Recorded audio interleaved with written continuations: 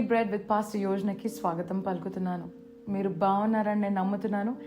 ఈ ఉదయకాలము దేవుడు మీతో మాట్లాడుతున్న చక్కటి మాట ఏంటంటే, ఒకవేళ మీరు దేవుడు వచ్చిన ఈ దర్శనమును డిలే చేస్తున్నట్లయితే, దర్శనం దేవుడిచ్చాడు, ఇంకా సంవత్సరం అయిందయ్యా, ఎందుకు ఆ దర్శనం నెరవేర్చబడట్లేదు, మీరు ఇచ్చిన వాగ్దానం ఎందుకు నెరవేర్చబడట్లేదు అని ఆ వాగ్దానాన్ని పట్టుకొని ప్రార్థించి వదిలేస్తున్నారా? మీరు విజన్ రాసుకుంటున్నారేమో, నెక్స్ట్ 5 yearsలో నేను ఇలా ఉండాలి, నెక్స్ట్ నేను ఇది చేయబోతున్నాను, నెక్స్ట్ ఇలా ఉండబోతున్నాను అని రాసుకొని దాని గురించి ప్రార్థన చేస్తున్నారు, కానీ there's nothing you're doing about it. ఎవరో ఏదో అన్నారని మీ గురిని పక్కన పెట్టేశారా? ఎవరో నిన్ను సపోర్ట్ చేయలేదని, ఇది జరగదులే అని అనుకుంటూ వదిలేశారా? ప్రార్థన చేస్తున్నారు, దానికి ఫలితం రావట్లేదు అని దాని గురించి ఆలోచించడం మానేశారా? అయితే ఈరోజు దేవుడు మనతో మాట్లాడుతున్న మాట ఏంటంటే, Proverbs chapter 21 verse 5, the plans of the diligent lead surely to plenty. Plans of the diligent అండి. డిలిజెంట్ అంటే అర్థం ఏంటో తెలుసా? Hard working consistently. Hard working and consistently మీకు కలిగిన ఆ విజన్, మీకు కలిగిన ఆ గురి. చూడండి, మనము డిసెంబర్ ఎండ్లో ఉన్నాం. ఇంకా 2-3 weeks అయిపోతే మన డిసెంబర్ పరిపూర్ణమైపోతుంది. న్యూ ఇయర్లో అడుగుపెట్టబోతున్నాం. ఈ ఇయర్లో ఎలా ఉన్నామో నెక్స్ట్ ఇయర్లో కూడా అలాగే ఉంటాం, ఒకవేళ మనము హార్డ్ వర్కింగ్ అండ్ కన్సిస్టెన్సీ చూపించకపోతే. హార్డ్ వర్క్ అంటే ఏంటండి? మీకు కలిగిన ఆ విజన్కి కావాల్సిన టైం మీరు ఇస్తున్నారా? ఉదయకాలము లేవటము కానీ, లేచి దాని గురించి రీసెర్చ్ చేయటం కానీ, దాని గురించి కావాల్సిన రీసోర్సెస్ ఏంటి, ఎలా ఎక్కడి నుంచి తేవాలి అని వెతికి మీరు పని చేయటం కానీ, ఇలాంటివి మీరు చేస్తున్నారా? లేదా దాని గురించి కేవలం ప్రార్థన చేస్తున్నారా? చూడండి, ఒక ఇల్లు కట్టాలంటే కేవలం సిమెంట్ ఒక్కటి ఉంటే సరిపోదు కదా. ఇల్లు కట్టాలంటే మనకు ఏమేమి కావాలండి? ఇటుకలు కావాలి, సిమెంట్ కావాలి, ఇసుక కావాలి, మనకి వుడెన్ థింగ్స్ కావాలి, అల్యూమినియం కావాలి, ఐరన్ కావాలి, నీళ్లు కావాలి. మనకి ప్రతి ఒక్కటి ఉండి కలయికతో మనము కట్టినప్పుడే ఇల్లు కట్టబడుతుంది. మీ గురి కూడా అంతే, మీ విజన్ కూడా అంతే. మీకు కావాల్సింది కేవలం ప్రార్థన కాదండి, కేవలం ఉపవాసం కాదు, కేవలం ఆరాధన కాదు, కేవలం సంఘంకి వెళ్ళడం కాదు. ఎస్, ఇవన్నీ ఇంపార్టెంట్. దీంతో పాటు మీరు కష్టపడుతున్నారా? మీరు దానికి కావాల్సిన సమయం ఇస్తున్నారా? దాని గురించి రీసెర్చ్ చేసి రీసోర్సెస్ తెలుసుకుంటున్నారా? ఎవరి దగ్గరైనా కౌన్సిలింగ్ తీసుకుంటున్నారా? దానికి మెంటర్షిప్ తీసుకుంటున్నారా? అది ఏ గురైనా కావచ్చు. యూ కుడ్ బి మినిస్ట్రీ గురించి ఆలోచన అయినా, ఒక డాక్టర్, ఒక సైంటిస్ట్ అవ్వాలి, ఇంజనీర్ అవ్వాలి, లేకపోతే టాప్ ప్రమోషన్ నేను కొట్టాలి అని, మీ కంపెనీలో మీరు బాస్గా ఉండాలి, లేదా వ్యాపారమే మొదలు పెట్టాలి. ఇలాంటిది ఏం చేద్దాం అనుకుంటున్నా? మీరు నెక్స్ట్ ఇయర్లో డిఫరెంట్గా ఎలా ఉండాలి అని అనుకుంటున్నారు? మీ ఆరోగ్యపరంగా అయినా సరే, ఒకవేళ అనారోగ్యంగా మీరు ఉన్నట్లయితే, మీరు నెక్స్ట్ ఇయర్ నుంచి నేను స్టార్ట్ చేస్తాను డయట్ అని అనుకుంటున్నారా? లేకపోతే are you going to do something about it? Bible says hard working and consistency, డిలిజెంట్గా పనిచేసే వాళ్ళు అభివృద్ధి చెందుతారు అంట. అభివృద్ధి ఖచ్చితంగా. మీరు ఎవరో మిమ్మల్ని బ్లెస్ చేస్తారని వెయిట్ చేయని అవసరం లేదండి. ఎవరైనా నీకు డబ్బులు ఇస్తారేమో అని వెయిట్ చేయని అవసరం లేదండి.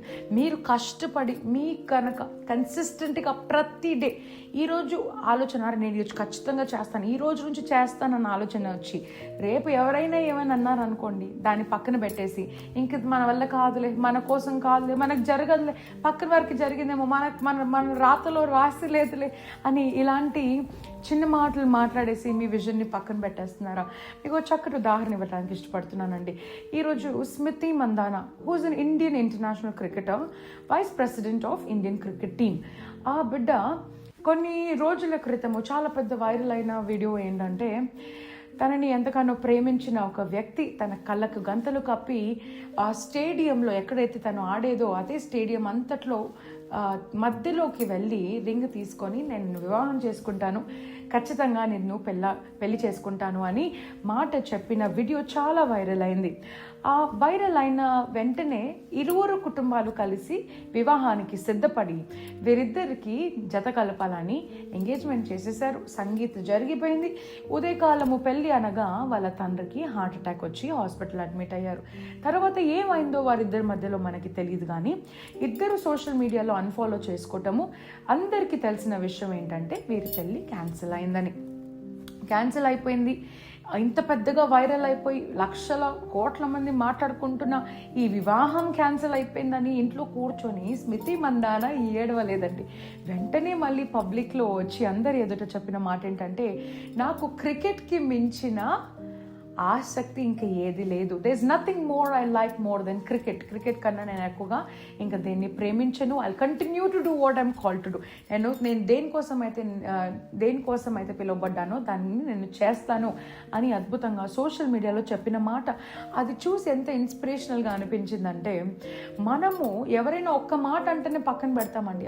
వీళ్ళకి తెలిసిపోయింది, వాళ్ళకి తెలిసిపోయిందని, వీడు చెడ్డోడని తెలిసినా కూడా సొసైటీకి తెలిసిపోయిందని వీరితో పెళ్లి చేసుకోవడానికి ఇష్టపడతాం. మన లైఫ్ ఏంటో మనం చూసుకోము, పక్కన వారు ఏదో అన్నారని బాధపడతాం.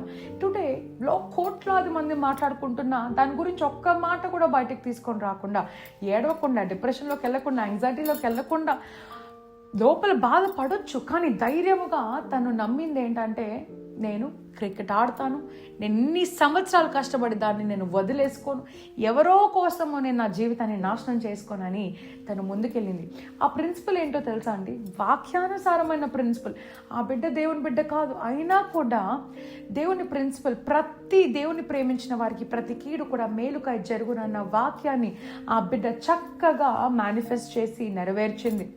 ఈరోజు దేవుడు మీతో మాట్లాడుతున్నాను, ఇదే మాటతో, ఇదే ఇన్స్పిరేషన్తో మాట్లాడుతున్నా. ఎవరో ఏమో అనుకుంటారని మీ జీవితాన్ని నాశనం చేసుకుంటున్నారా? ద నెక్స్ట్ లైన్ దాంట్లో ఏమని రాస్తుందంటే 21:5లో, but those of everyone who is hasty surely to poverty. Hasty decisions తీసుకుంటున్నారా? ఎవరో ఏమో అనుకుంటారని త్వరగా పెళ్లి చేసేసుకుందాము అని, ఆ అబ్బాయి మంచివాడు కాకపోయినా, ఆ అమ్మాయి మంచిది కాకపోయినా పెళ్లి చేసేసుకుంటున్నారా? ఎవరో ఏమో డ్రామా క్రియేట్ చేస్తారని మీరు అన్నెసెసరీ థింగ్స్ యాక్సెప్ట్ చేస్తున్నారా? అన్నెసెసరీ సిగ్నేచర్స్ పెడుతున్నారా? షూరిటీ సిగ్నేచర్స్ పెడుతున్నారా? ఏ బిజినెస్ స్టార్ట్ చేయాలని దాని లాస్ తెలుసుకోకుండా, దీంట్లో ఎంత ప్రాఫిట్ వస్తుంది, లాస్ వెళ్తే మన పరిస్థితి ఏంటి అని ఆలోచించకుండా బిజినెస్ సైన్ డీల్ చేసేస్తున్నారా? అప్పు తీసేసుకుంటున్నారు, ఎలా కట్టాలో తెలీదు కానీ మీరు ఖర్చు పెట్టేసి తర్వాత ఎలా కట్టాలో అని డెసిషన్స్లో మీరు బాధపడుతున్నారా? బైబిల్ సేస్, ఒకవేళ ఆలోచించకుండా మీరు తీసుకునే ప్రతి డెసిషన్ కూడా పావర్టీ అంటే లేమిడితనానికి తీసుకెళ్తుందంట. ఇంకా పోర్ అయిపోతారంట, ఇంకా పోర్. చూడండి, the rich get richer, poor get poorer అన్న మాట మీరు విని ఉంటారు.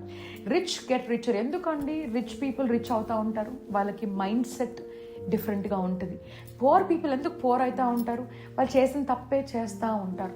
చేసిన ఒక్క తప్పుని సరిదిద్దుకోవటానికి ఇంకో 100 తప్పులు చేస్తూ ఉంటారు. రిచ్ పీపుల్ ఎలా ఆలోచిస్తారంటే, ఒక తప్పు చేశారా, దాంట్లో నుంచి ఎందుకు ఆ తప్పు చేశారని నేర్చుకొని మళ్ళీ ఆ తప్పు చేయడానికి ఇష్టపడరు. ఈరోజు నేను మీ పట్ల కోరుకుంటున్న విషయం ఏంటంటే అండి, మీరు దీవించబడాలి, అభివృద్ధి చెందాలి, దీనులుగా కాదు ధైర్యవంతులుగా, ధైర్యములో దీనత్వములో దేవుణ్ణి ఘనపరచాలి. బీదతనంలో ఉంటే దేవునికి ఘనత రాదండి. ధైర్యంగా, అందుకే దేవుడు అబ్రహాం ఆశీర్వాదం నీకు ఇస్తా అన్నాడు, లాజరస్ ఆశీర్వాదం నీకు ఇస్తాను ఎక్కడ రాసలేదండి. లాజరస్ ఆశీర్వాదం అసలు ఆశీర్వాదమే కాదు, అది దేవుడికి కూడా తెలుసు. మీరు అబ్రహాం ఆశీర్వాదం పొందుకోవాలంటే మీరు కష్టపడి పని చేయాలి, కష్టపడి పరిగెత్తాలి, కష్టపడి కన్సిస్టెంట్గా. మీరు మంచిగా ఫీల్ అయినా, మంచిగా ఫీల్ కాకపోయినా, ఎవరైనా తిట్టినా, ఎవరైనా కొట్టినా, మీకు బాగున్నా బాగోలేకపోయినా, ఆ దినంలో వర్షం కురిసినా ఎండ కురిసినా, ఏదేమైనా సరే నేను గురి చేరేంత వరకు పరిగెడుతూనే ఉంటాను. ఎవరేమనుకున్నా సరే నేను నా కొరకు దేవుడు ఉద్దేశించిన ఉద్దేశాన్ని నెరవేర్చి దేవుడికి ఘనపరుస్తాను, దేవుడికి ఘనతను తీసుకొస్తాను అని చెప్పే బిడ్డలుగా మనం ఉందామా? Come on, let's all close our eyes అండి. ప్రార్థనతో మనం ఇదేనే మొదలు పెడతాము. పరిశుద్ధమైన దేవా, నీకు స్తోత్రం అర్పిస్తున్నాను. ఈ ఉదయకాలం మాతో మాట్లాడిన అద్భుతమైన మాటను బట్టి నీకు స్తోత్రము చెల్లిస్తున్నాను. అయ్యా, చక్కటి మాట మాట్లాడారయ్యా ప్రభా. మేము ఆలోచించడం కాదు, డైరీలో రాసుకోవడం కాదు, కేవలం ప్రార్థించి పక్కన పెట్టడం కాదు, కానీ ప్రభా మీరు కష్టపడి ప్రభా మేము దాంట్లో కష్టపడి దానికి కావలసిన సమయం దానికి ఇచ్చి ప్రభా మేము నీ మాట చొప్పున చేతలతో మరియు మాటతో, ప్రార్థనతో, విశ్వాసముతో, అన్నిటితో ప్రభా మా గురిని మేము గట్టిగా కట్టుకొని పడిపోని గొప్ప దర్శనము వాళ్ళు మేము నిలబెట్టుటకు మాకు సహాయం చేయండి అయ్యా. మాకు కావాల్సిన దాన్ని సహాయం చేయండి, ఆర్థిక సహాయం, ఆరోగ్య సహాయం మీరు చేయండి. అలాగే ప్రభు ఆరోగ్య విషయంలో ప్రభు కావాల్సిన ఆరోగ్యము మాకు దయచేయండి ప్రభు. నీ కొరకు జీవించుటకు, కష్టపడి పని చేయుటకు మా శరీరానికి కావాల్సిన బలము మీరు దయచేయండి. అలాగే ప్రభు ప్రతిరోజు కూడా లేజినెస్ని తీసివేసి రేపు చేస్తాను, ఎల్లుండి చేస్తాను, నెక్స్ట్ ఇయర్ చేస్తాను అనే ఆలోచన మాకు రాకుండా ప్రభు ఈరోజు ఇచ్చిన మా దర్శనం ఈ రోజు నుంచి ప్రభు దాని కొరకు మేము వెతికి పోరాడటకు మాకు సహాయం చేయండి. మీ వాక్యంలో రాస్తున్నాయ్యా, వెతికిన వారికి దొరుకునని. ఈరోజు ప్రభా మా గురి, మా దర్శనము, మా గుర్తింపు, మాకు కావాల్సినవన్నీ ఈరోజు దొరుకును గాక ప్రభా. ఈ వీడియో చూస్తున్న ఈ బిడ్డను మీరు దీవించి, ఈ బిడ్డ గురిలో మీరు నడిపించి సాక్షిగా నిలబెట్టమని యేసు నామమున నేను ప్రార్థిస్తున్నాము తండ్రి, ఆమేన్. ఈ వీడియో మిమ్మల్ని దీవించినట్లయితే కింద కామెంట్ రూపంలో తెలియచేయండి. మీ ప్రార్థన అవసరతను మాకు తెలియజేయండి, నేను మీకోసం ప్రార్థిస్తున్నాను. ఈ వీడియో వినాలనుకున్న వారికి షేర్ చేయండి. దీవెనకరంగా మనం ఉందాము. రేపు మరొక ఎపిసోడ్తో కలుస్తాను. Praise the lord.